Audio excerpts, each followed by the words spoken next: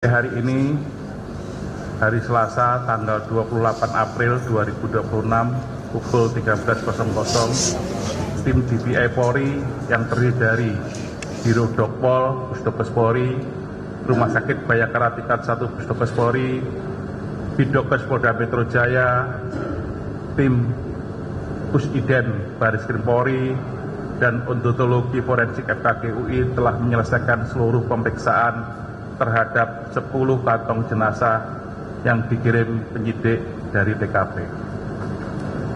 Jumlah korban yang dilaporkan oleh pihak keluarga sampai saat ini sebanyak 10 orang. Pada pukul 14.00 WIB telah dilaksanakan sidang rekonsiliasi untuk menentukan identitas korban dan memutuskan 10 jenazah telah berhasil teridentifikasi. Adapun hasilnya akan disampaikan oleh Karudokpol Pusdokes Polri. Waktu dan tempat kami persilakan Bapak Karudokpol.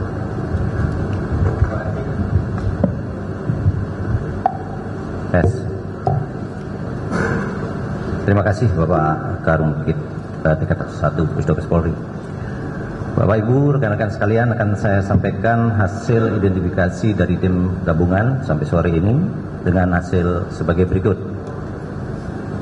Jenazah dengan nomor PM 001 teridentifikasi melalui data primer yaitu sidik jari dan data sekunder yaitu melalui tanda medis dan properti atau benda kepemilikan, cocok dengan nomor AM 002 sebagai Tuti Anita Sari, perempuan 31 tahun, beralamat Cikarang Barat, Bekasi. Nomor 2, jenazah dengan nomor PM 002 teridentifikasi melalui data primer yaitu sidik jari dan data sekunder yakni properti dan medis dengan nomor AM 007 sebagai Harum Anjasari, perempuan 27 tahun, beralamat Cipayung, Jakarta Timur.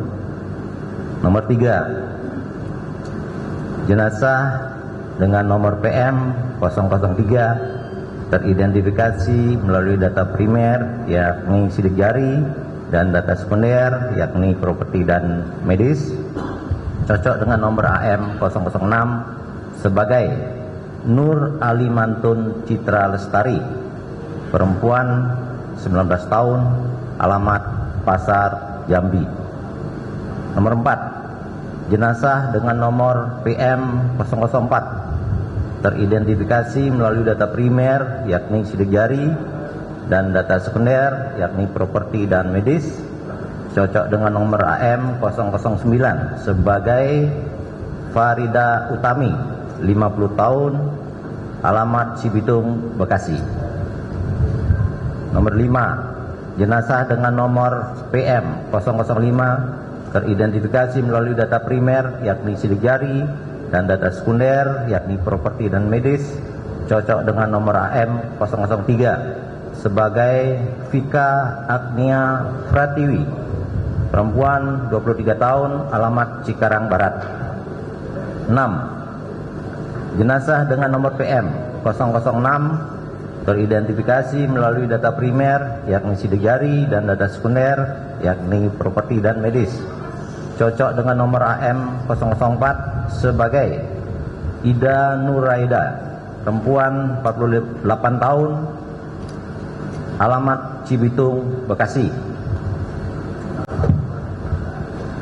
7, jenazah dengan nomor PM 007 teridentifikasi melalui data primer yakni sidik jari dan data sekunder yakni medis atau tanda medis, cocok dengan nomor AM 010 sebagai Gita Septia Wardani, 20 tahun, alamat Cibitung, Bekasi. Nomor 8, jenazah dengan nomor PM 008 teridentifikasi melalui data primer yakni sidik jari dan data sekunder melalui tanda medis, cocok dengan nomor AM 005 sebagai Fatmawati Rahmayani, 29 tahun, beralamat Bekasi Selatan, Kota Bekasi. Nomor 9, jenazah dengan nomor PM 009 teridentifikasi melalui data primer yakni sidik jari dan data sekunder yakni properti dan medis. Cocok dengan nomor AM 001 sebagai Arinjani Novita Sari, 25 tahun, beralamat Tambun Selatan, Bekasi. 10. Jenazah dengan nomor PM 010 teridentifikasi melalui data primer yakni sidik jari dan data sekunder yakni properti dan medis. Cocok dengan nomor AM 008 sebagai Nur Ainia Eka Rahmadina, 32 tahun, beralamat Tambun Selatan, Bekasi. Demikian keseluruhan hasil pelaksanaan identifikasi dari korban meninggal kecelakaan kereta api di Bekasi. Saya kembalikan kepada Bapak Karubin. Terima kasih Bapak Karodokpol. Mungkin ada pertanyaan dari rekan-rekan media. Ya, silakan. Mic-nya.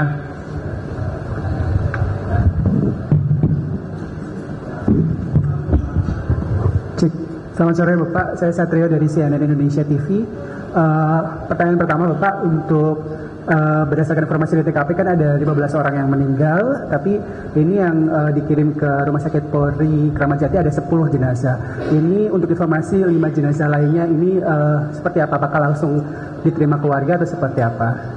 Terus yang kedua, dari hasil identifikasi atau dari proses DVI itu sendiri, luka-luka yang dialami oleh korban itu kebanyakan di sebelah mana dan akibat meninggalnya apakah bisa diketahui Bapak? Sementara itu, terima kasih. Yang ada 5 itu tadi.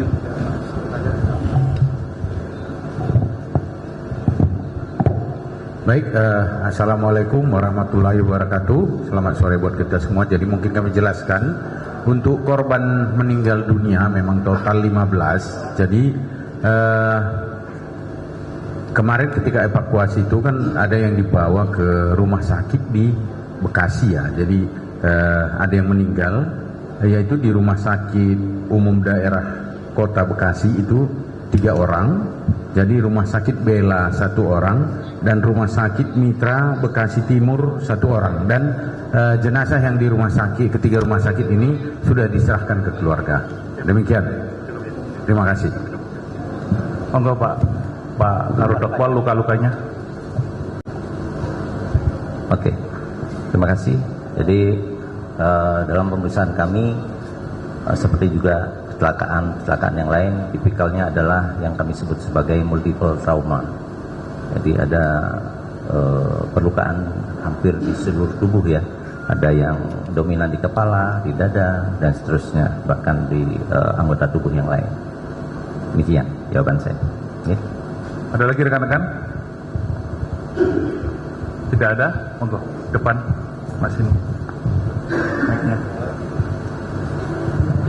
Terima kasih Pak. Izin saya Rizky Wak dari Kompas.com mau bertanya terkait update pengungsian itu Pak. Itu untuk posko ya? Bukan posko itu apa?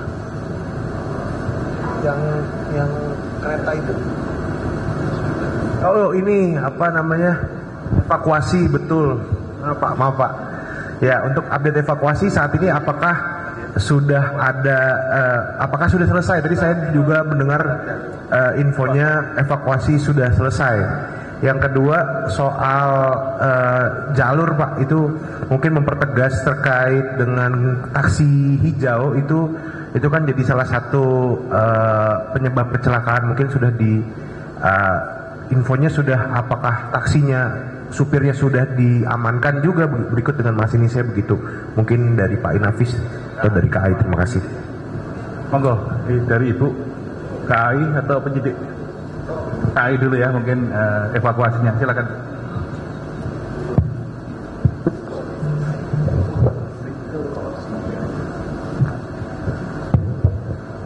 Baik, jadi dapat kami sampaikan bahwa proses evakuasi saat ini di Stasiun Bekasi Timur untuk unit KRL masih berlangsung. Jadi kami targetkan ini dapat selesai sesegera mungkin, sehingga nanti dari PT KAI bersama KAI Komuter kami akan segera melakukan normalisasi untuk layanan komuter lain sampai dengan Cikarang. Sehingga dengan proses evakuasi yang masih terus berjalan ini, untuk layanan komuter lain menuju dan dari stasiun Cikarang saat ini masih belum kita layani. Sehingga untuk pengguna yang akan menuju ke stasiun Cikarang ini hanya akan kami layani sampai dengan stasiun Bekasi. Mungkin. Taksi. Ya, dari Bapak ya.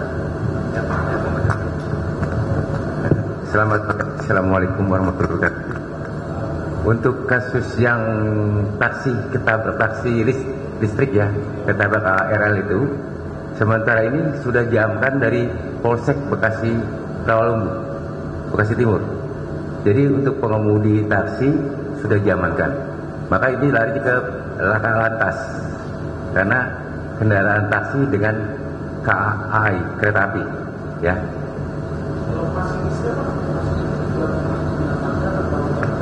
Masinisnya sementara ini masih dalam pencarian karena di data kami di kepolisian itu cuma dapat nama doang, tapi orangnya belum kita temukan, masih dalam pencarian.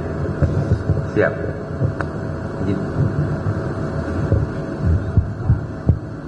Ada lagi Mbaknya? Oh masih ada, silakan. Izin Pak, saya Habibi dari Merdeka.com. Pertama untuk melanjutkan masalah proses evakuasi tadi. Nah, kalau dari KAI sini sebenarnya untuk ada target nggak sini sampai kapan normalisasi nanti jalur dari KAI-nya sendiri, sama ini kan kalau dari KAI kan sudah ada statement akan memberikan tanggung jawab full asuransi ya terhadap korban jiwa ataupun korban luka. Nah ini untuk korban luka sendiri sih sudah ada berapa? Dan apakah memang itu baik luka ringan atau luka berat semua dapat asuransi atau gimana? Bagaimana itu? Nah untuk sebenarnya kalau di lokasi sendiri, karena kan saya juga nggak ada di lokasi, untuk jalur itu sendiri sebenarnya palang keretanya itu apakah memang resmi ada penjaga dari KAI-nya atau itu hanya palang yang biasa dijaga oleh masyarakat atau seperti apa? Karena kita juga belum tahu informasi pastinya gitu, karena kan yang menyebar hanya apakah ini memang taksinya maksa untuk nekat lewat lalu berhenti karena magnet atau bagaimana itu. Terima kasih ya. Baik, mungkin saya menjawab untuk terkait dengan operasional tadi ya. Untuk evakuasi kita targetkan memang selesai di posisi hari ini. Jadi segera setelah proses evakuasi terhadap unit KRL ini selesai dilaksanakan, maka dari KAI maupun KAI Komuter akan melakukan pengecekan aspek safety-nya, baik dari khususnya di sisi prasarana atau infrastruktur untuk menunjang keamanan perjalanan kereta api. Saat ini untuk korban yang mengalami luka-luka dan sebagian juga sudah pulang dari rumah sakit, secara total yang kita evakuasi ke rumah sakit 84 penumpang, 84 orang, dan sebagian juga sudah bisa kembali pulang, sudah keluar dari rumah sakit. Dan untuk asuransi, kebetulan memang ini akan disupport juga dari Jasara Harja.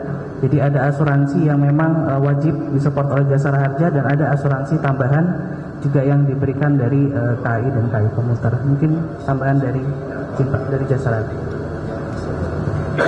Terima kasih.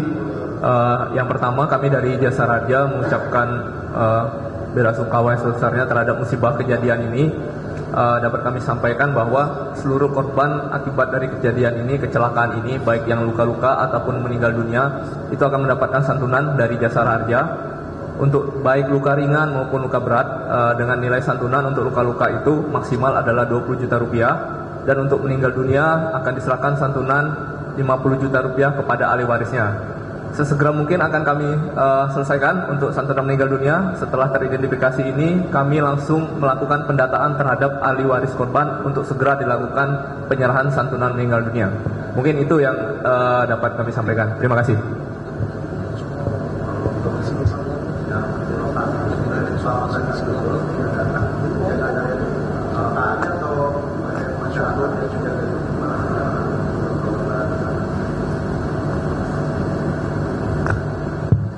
Baik, jadi kalau terkait dengan kondisi area pintu perlintasan, ini tentunya masih dalam proses investigasi ya Mas. Jadi kami belum akan mengeluarkan statement terkait hal tersebut. Ini semua nanti juga masih dalam investigasi dari KNKT. Tapi kalau masinisnya memang tidak menjadi korban, selamat, artinya selamat dari Argo Bromo itu ya? Selamat. Ya, monggo Mbak, silakan Mbak. Mbaknya tadi. Ya, Pak, izin Bapak Ibu sekalian, mau tanya Pak, berarti kan tadi juga totalnya sudah 10 ya, sudah 10 keluarga yang melaporkan, berarti sudah sesuai juga dengan jumlah kantong jenazah yang ada. Betul. Ini berarti untuk penyerahannya akan dilakukan di malam ini juga secara satu persatu, nanti simbolik seperti itu, atau nanti proses penyerahannya akan seperti apa, dan jam berapa mungkin Pak? Mungkin nanti selesai press release ini nanti kita langsung mau rilis jenazah. Jadi keluarga sudah geser dari ruang antemortem, sudah kita geser ke ruang forensik untuk penyerahan jenazah, persiapan untuk penerimaan dokumen-dokumen. Gitu. Ada lagi rekan-rekan? Cukup? Cukup ya? Saya kira itu rekan-rekan, terima kasih. Bila ada kurangnya mohon maaf. Wassalamualaikum warahmatullahi wabarakatuh.